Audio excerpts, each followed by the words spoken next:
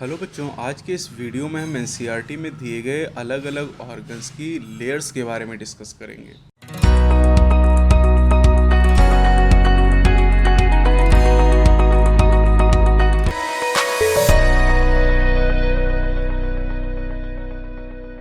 Hello बच्चों, biology वाला channel पे आप सभी का स्वागत है। मैं हूं डॉक्टर हरिओम गंगवार और बेटा आप जानते हैं कि इस चैनल पे लगातार हम उन क्वेश्चन को डिस्कस कर रहे हैं जो आपके एनसीईआरटी के बाहर हैं या एनसीईआरटी के उन टॉपिक को डिस्कस कर रहे हैं जो आपके लिए बहुत ज़्यादा इम्पॉर्टेंट हैं। तो आज यहाँ पर एक इम्पॉर्टेंट टॉपिक बेटा हम डिस्कस करने जा रहे हैं। आपने देखा कि एनसीईआरटी में अलग अलग ऑर्गन में अलग अलग तरह के स्ट्रक्चर में लेयर्स के अरेंजमेंट के बारे में बताया गया। जैसे आप माइक्रोस्पोरेंजियम की वॉल देखते हैं तो उसमें 4 लेयर पाई जाती हैं। डाइजेस्टिव सिस्टम की वॉल को देखते हैं तो उसमें भी 4 लेयर पाई जाती हैं। अगर आप एड्रिनल कॉर्टेक्स की बात करें तो उसमें 3 लेयर पाई जाती है। तो इन सबको एक साथ कलेक्ट करके यहाँ पे मैं आपको बता रहा हूँ, तो इससे आपका काम थोड़ा सा आसान हो जाएगा। बेटा सबसे पहली चीज़ आपको ये ध्यान रखनी होगी यहाँ पर कि जितने भी अरेंजमेंट आपको पढ़ने हैं वो सब आप आउटर से इनर ध्यान रखिएगा, क्योंकि इनर से आउटर अगर आप याद कर लेंगे और एग्ज़ाम में आपसे पूछा जाएगा तो आपको समझ में नहीं आएगा कि कौन सा सीक्वेंस आपने याद किया था। तो हमेशा याद करिए आउटर से इनर की तरफ। तो चलिए बेटा, जैसे थाइमस ग्लैंड की बात करें तो थाइमस ग्लैंड में जो आउटर लेयर होती है बेटा उसे कॉर्टेक्स कहते हैं और इनर पार्ट को मेडुला का नाम दिया जाता है। थाइमस के अलावा कई सारे दूसरे ऐसे ऑर्गन हैं जहाँ पर कॉर्टेक्स और मेडुला में डिवीजन होता है। जैसे एड्रिनल ग्लैंड की बात करें तो यहाँ पर भी आउटर पार्ट को एड्रिनल कॉर्टेक्स कहते हैं और इनर पार्ट को एड्रिनल मेडुला के नाम से जाना जाता है। अब बेटा जो एड्रिनल कॉर्टेक्स है इसमें 3 लेयर पाई जाती हैं। सबसे जो आउटर है that is zona glomerulosa, middle है जोना फेसिकुलेटा और इनर है जोना रेटिकुलरिस। याद करने के लिए कोड आप यहाँ पर ध्यान रख सकते हैं GFR। GFR glomerular filtration rate होता है, उसको आप निमोनिक के तौर पे यूज़ कर सकते हैं। आउटर मोस्ट ग्लोमेरुलोसा हो जाएगा G से, F से फेसिकुलेटा, R से रेटिकुलरिस। अमीबा में बेटा अगर इंसेस्टेशन की बात की जाए तो इंसेस्टेशन में अमीबा अनफेवरेबल कंडीशन में अपने चारों तरफ सिस्ट बना लेता है और ये जो सिस्ट होता है इसमें 3 लेयर पाई जाती है। ये नंबर आपको याद रखना होगा। चलिए बेटा अब बात करते हैं माइक्रोस्पोरेंजियम के बारे में। माइक्रोस्पोरेंजियम में बेटा 4 लेयर पाई जाती है। आउटर से चलें तो सबसे बाहर एपिडर्मिस है, देन एंडोथीसियम, इसके बाद मिडिल लेयर है और उसके बाद टैपिटम है सबसे अंदर की तरफ। अब आप जानते हैं कि बाहर की जो 3 लेयर है वो प्रोटेक्शन और टेक्सचर्स का काम करती हैं और जो इनर मोस्ट लेयर टैपिटम है ये डेवलपिंग पॉलन ग्रेन को नरिशमेंट प्रोवाइड करती हैं और ये खूब आपसे पूछा जाता है। प्लांट में बेटा सेल वॉल की बात करें तो सेल वॉल में जो प्राइमरी सेल वॉल होती है बेटा ये आउटर साइड होती है और सेकेंडरी सेल वॉल जो होती है वो इनर साइड में बनती है, यानी प्लाज्मा मेम्ब्रेन की तरफ बनती है। कुछ जिम्नोस्पर्म है जहाँ पर टर्सरी वॉल का फॉर्मेशन होता है और अगर टर्सरी वॉल का फॉर्मेशन होगा तो सेकेंडरी वॉल के अंदर की तरफ बनेगी। रूट जब वाटर को एब्जॉर्ब करती है रूट हेयर के द्वारा, तो वाटर को एब्जॉर्ब करने के बाद वाटर जाइलम तक कैसे जाता है इसका पूरा पाथवे यहाँ पर दिया गया है। देखिए वाटर सबसे पहले एपिडर्मिस में आता है, एपिडर्मिस से कॉर्टेक्स में, कॉर्टेक्स से एंडोडर्मिस की सेल में, देन पेरीसाइकिल में और फिर जाइलम में पहुँच जाता है और जाइलम से फिर अपवर्ड कंडक्शन होता है। एलिमेंट्री कैनाल की वॉल की अगर हम बेटा बात करते हैं ईसोफेगस से लेकर रेक्टम तक तो इसमें 4 लेयर पाई जाती है। आउटर मोस्ट सिरोसा है, देन मस्कुलरिस, उसके बाद सब म्यूकोसा और फिर म्यूकोसा। तो इसको आप याद कर सकते हैं SMSM के द्वारा, है ना, SMSM यानी सिरोसा, मस्कुलरिस, सब म्यूकोसा, म्यूकोसा। अब इसमें बेटा मस्कुलरिस में भी आउटर साइड में लॉन्गिट्यूडनल होती है और इनर साइड में सर्कुलर मसल लेयर पाई जाती है। थोरेसिक चैम्बर की बेटा बात करें तो थोरेसिक चैम्बर की जो बाउंड्रीज होती हैं वो आपको याद करनी है। थोरेसिक चैम्बर में डॉर्सल साइड में वर्टिब्रल कॉलम है, वेंट्रल साइड में स्टर्नम है, लेटरल साइड में रिब पाई जाती है और लोअर साइड में डोम शेप डायफ्राम पाया जाता है और ये बाउंड्रीज काफ़ी इंपॉर्टेंट हैं ब्रीदिंग के लिए। अब आते हैं डिफ्यूज़न मेम्ब्रेन। बेटा डिफ्यूज़न मेम्ब्रेन लंग में पाई जाती है और डिफ्यूज़न मेम्ब्रेन में 3 लेयर होती है, squamous epithelium of alveoli, endothelium of alveolar capillaries and basement substance between them. ये बेसमेंट सब्सटेंस है क्योंकि जब हम फिल्ट्रेशन मेम्ब्रेन पढ़ेंगे तो वहाँ पर बेसमेंट सब्सटेंस की जगह पर बेसमेंट मेम्ब्रेन आ जाएगी।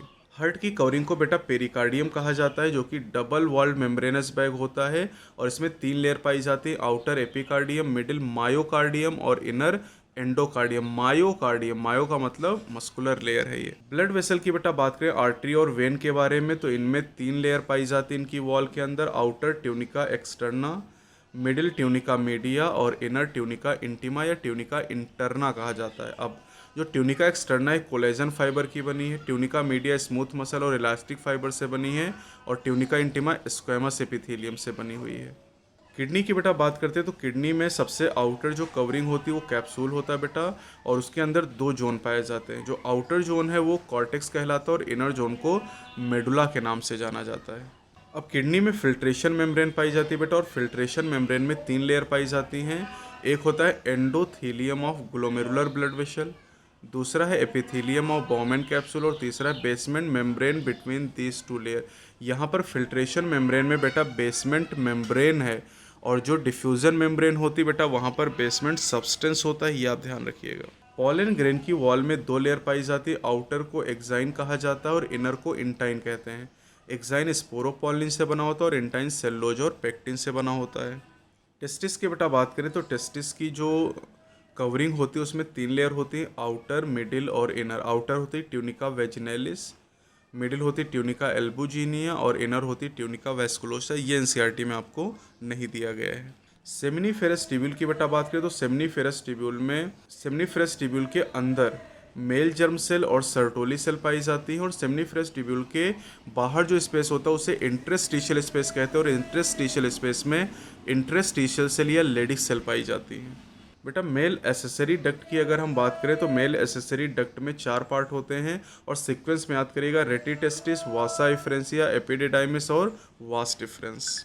ओवरी की बेटा बात करें तो ओवरी में जो ओवेरियन स्ट्रोमा होता है उसमें आउटर कॉर्टेक्स और इनर मेडुला पाया जाता है। यूट्रस की वॉल में 3 लेयर पाई जाती है बेटा, आउटर को पेरीमेट्रियम, मिडिल को मायोमेट्रियम और इनर को एंडोमेट्रियम कहते हैं। अब जो पेरीमेट्रियम होती है वो थिन मेम्ब्रेनस होती है, पतली झिल्ली की तरह। मायोमेट्रियम थिक स्मूथ मसल से बनी होती है, और एंडोमेट्रियम ग्लैंडुलर होती है। बेटा जो ग्लैंडुलर लेयर एंडोमेट्रियम वाली है इसी में मेंस्ट्रुअल साइकिल के दौरान डिजनरेशन होता है और इसी से ब्लीडिंग होती है। एक्स्ट्रा एम्ब्रियोनिक लेयर या फीटल मेम्ब्रेन की बेटा बात करते हैं तो 4 मेम्ब्रेन होती हैं। आउटर से चलेंगे तो कोरियन, एमनियन, एलेंटॉइज और यॉर्कसैक, ये 4 एक्स्ट्रा एम्ब्रियोनिक मेम्ब्रेन होती ह्यूमन में। स्ट्रेटिफिकेशन की बेटा बात करें तो टॉप से अगर बॉटम की तरफ हम चलते हैं तो टॉप लेयर में ट्रीज होते हैं, मिडिल में श्रब होते हैं और बॉटम में हर्ब और ग्रासेज आ जाएंगे।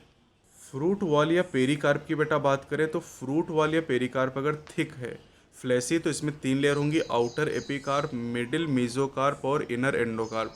जैसे मैंगो की पेरिकार्प में बेटा बात करें तो वहाँ पर ये तीनों लेयर प्रेजेंट होंगी।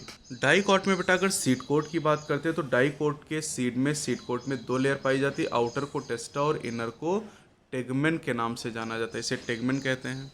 स्टोमेटा में बेटा गार्ड सेल की अगर हम बात करते हैं तो गार्ड सेल की आउटर वॉल थिन होती है और इनर वॉल थिक होती है, और ये पूछा जाता है आपसे।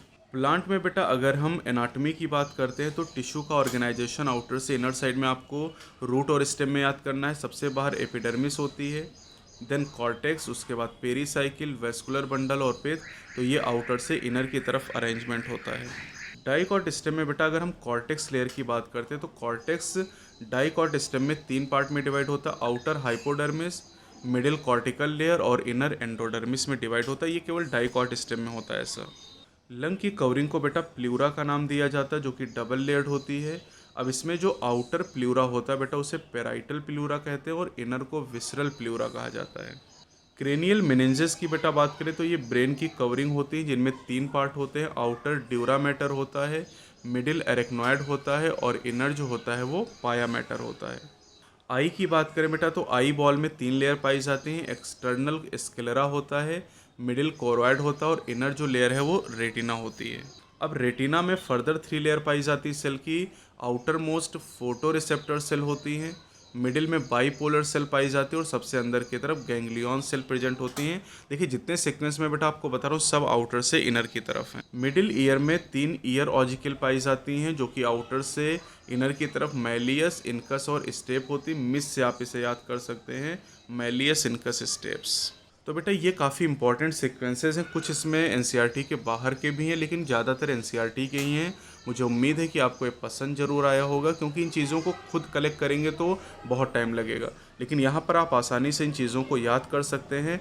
वीडियो पसंद आई हो तो लाइक करें और ज़्यादा से ज़्यादा शेयर करें। चैनल पर नए तो चैनल को सब्सक्राइब जरूर करेंगे। ऐसी वीडियो आपके लिए मैं लाता रहूँगा। Best of luck.